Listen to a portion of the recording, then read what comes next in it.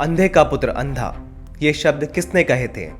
द्रौपदी, जो कि 5 पतियों की पत्नी थी। हम सभी ने तो बचपन से यही सुना है, लेकिन आप द्रौपदी के बारे में कितना जानते हैं?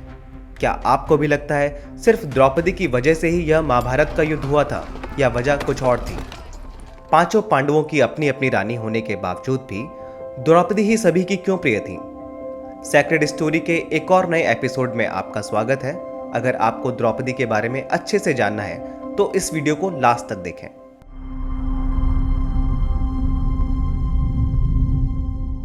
वनवास के दौरान एक बार श्री कृष्ण अपनी पत्नी सत्यभामा के साथ पांडवों से मिलने आए।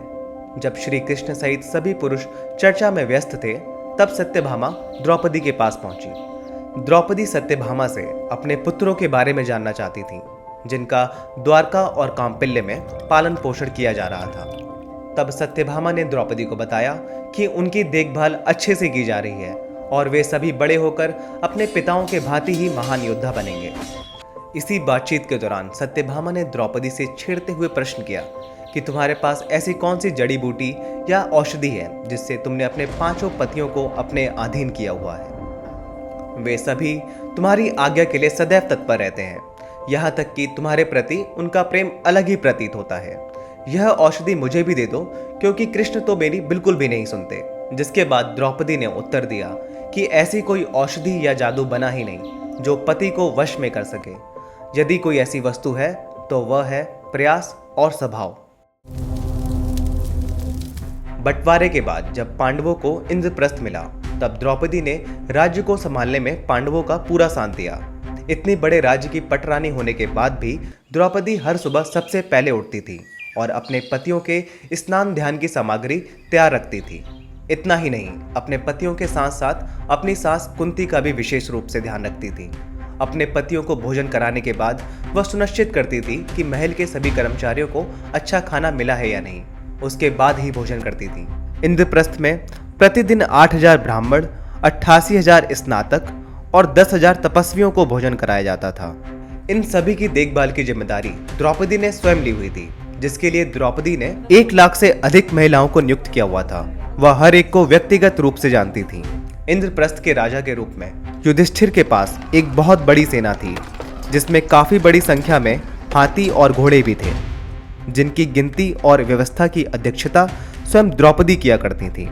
यहाँ तक कि पांडवों के सारे आय और व्यय का हिसाब भी द्रौपदी को अच्छी तरह से ज्ञात होता था। कौरवों और पांडवों के बीच शायद कभी युद्ध होता ही नहीं, अगर पासों का वह खेल खेला नहीं गया होता, जिसके लिए विदुर ने युधिष्ठिर को चेतावनी भी दी थी। विदुर की चेतावनी को अनसुना कर युधिष्ठिर पासों के उस खेल में सब कुछ हार गए, यहाँ तक कि अपने चारों भाइयों सहित स्वयं को भी दुर्योधन का दास बना बैठे। जब दांव लगाने के लिए कुछ नहीं बचा, तो मामा शकुनी, कर्ण और दुर्योधन के उकसाने पर युधिष्ठिर ने द्रौपदी को दांव पर रख दिया। जिसके बाद शकुनी के मायावी पासों के चलते वह द्रौपदी को भी इस जुए में हार बैठे, जो कि भारतवर्ष का सबसे काला दिन था। मासिक धर्म के दौरान एक स्त्री को बालों से पकड़कर हस्तिनापुर की राज्यसभा में लाया जाता है। यह महिला कोई आम नागरिक नहीं थी, बल्कि पांचाल के राजा द्रौपद की बेटी थी। यह महिला इंद्रप्रस्थ की रानी थी। यह महिला उस युग के सबसे शक्तिशाली योद्धाओं युधिष्ठिर, भीम, अर्जुन, नकुल और सहदेव की पत्नी थी। जहां इस महिला का अपमान किया जा रहा था, वह भी भीष्म जैसे महाशक्तिशाली योद्धाओं से भरा हुआ था। जिस सभा में किसी ने बोलने का दुस्साहस नहीं किया, वहां दुशासन ने कर्ण के उकसाने पर उसके वस्त्रों पर हाथ रखा और उसको वेश्या तक कह दिया। इस दृश्य को देखकर सभी हैरान थे। कुछ लोगों ने अपनी आंखें नीचे कर ली और कुछ ने तो बंद ही कर ली, लेकिन कहा किसी ने कुछ भी नहीं।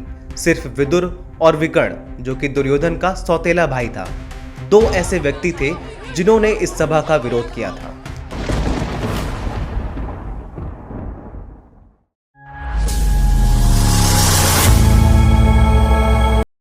द्रौपदी के भरी सभा में अपमान होने के बाद भीम ने दुशासन को मारकर उसका रक्त पीने की प्रतिज्ञा ली, जिसके बाद गांधारी के कहने पर और भीम की प्रतिज्ञा के कारण धृतराष्ट्र ने हस्तक्षेप करते हुए द्रौपदी से कहा कि तुम सद्गुणों की प्रतिमा हो और कुरुवंश की बहुओं में सर्वश्रेष्ठ भी हो। मैं तुम्हारी एक इच्छा पूरी करता हूँ, मांगो, क्या मांगती हो?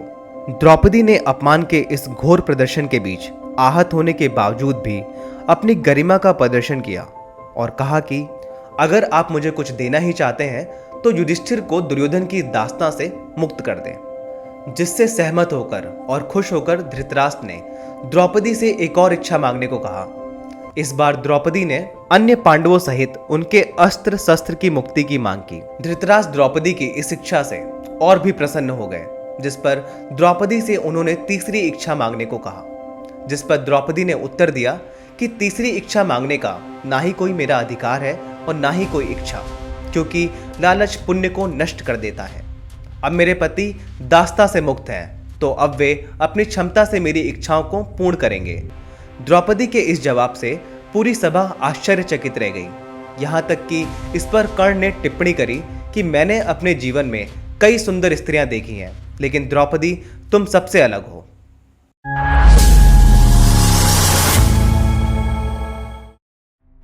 बारह वर्ष के वनवास और 1 वर्ष के अज्ञातवास के पश्चात उपाप्लव्य में सभी पांडव और उनके सहयोगी सहित श्री कृष्ण एकत्रित हुए, जहां चर्चा यह होनी थी कि शांति समझौता किया जाए या फिर युद्ध।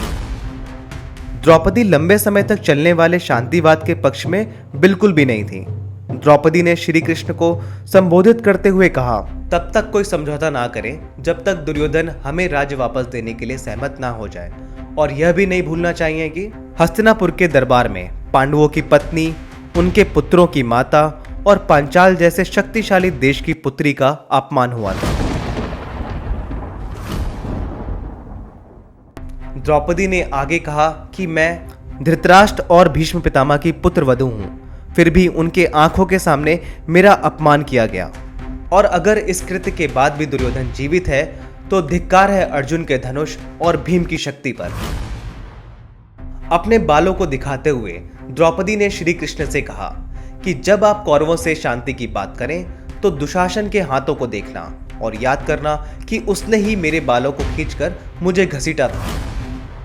और इसके बाद भी अर्जुन और भीम कायरों की तरह शांति की तलाश में हैं, तो मेरे बूढ़े पिता, भाई के साथ और अभिमन्यु सहित मेरे बहादुर पुत्र मेरी गरिमा के लिए युद्ध करेंगे।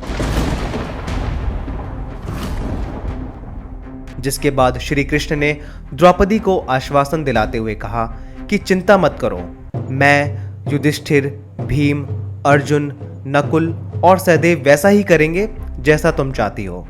तुम्हारे पति जल्द ही अपना राज्य वापस लेंगे। जिसके बाद तो जैसा कि सभी जानते हैं, महाभारत का युद्ध हुआ था, क्योंकि दुर्योधन पांडवों को सुई के नोक के बराबर भी राज्य नहीं देना चाहता था।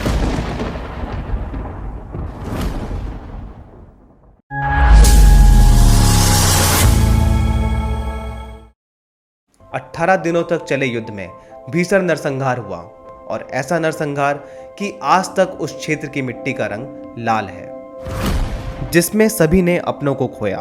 किसी ने अपना पुत्र खोया, किसी ने भाई, तो किसी ने पिता, और बहुत से ऐसे भी थे जिसने तीनों को खोया।